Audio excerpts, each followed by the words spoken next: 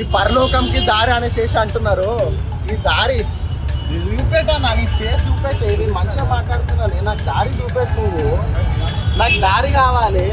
నేను ఇలాగానే మాకు ఖర్చులు వద్దు, ఈఎంఐలు ఎందుకు, మాకు ఈ బాధలు ఎందుకు, తిప్పలు ఎందుకు. ఇయో ఈయనేమో క్లీనినెస్ అనేసి చెప్తుండు.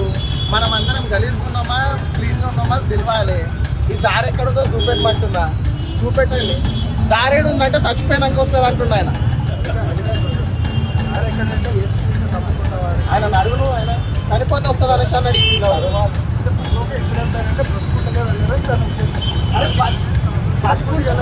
పరలోకం ఎట్లయితుంది అదే అంటున్నారు. అందుకే చనిపోయిన తర్వాత వెళ్ళేది. చనిపోయినప్పుడు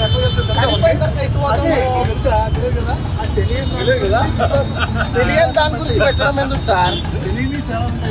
తెలియని దాని గురించి పెట్టడం ఎందుకు? మీరు నమ్మేది మీ ఇంట్లో పెట్టుకోండి. అలా ఏం లేదు, మీరు నమ్మేది మీ ఇంట్లో పెట్టుకోండి. ఫ్రీడమ్ ఆఫ్ ఎక్స్ప్రెషన్ కదా.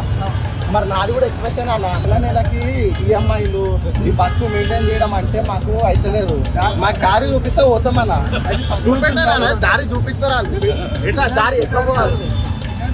ఫినాన్స్ కాదు, మేము ఇక్కడ బతకలేకపోతున్నాం. పరలోకం ఎట్లుంటుంది? పరలోకం మంచిగా హాయిగా ఉంటుంది, ఎంజాయ్ చేసుకోవచ్చా? ఈ లోక సంబంధమైన ఎంజాయ్మెంట్ కాదు.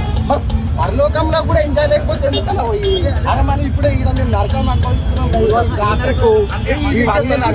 మాకు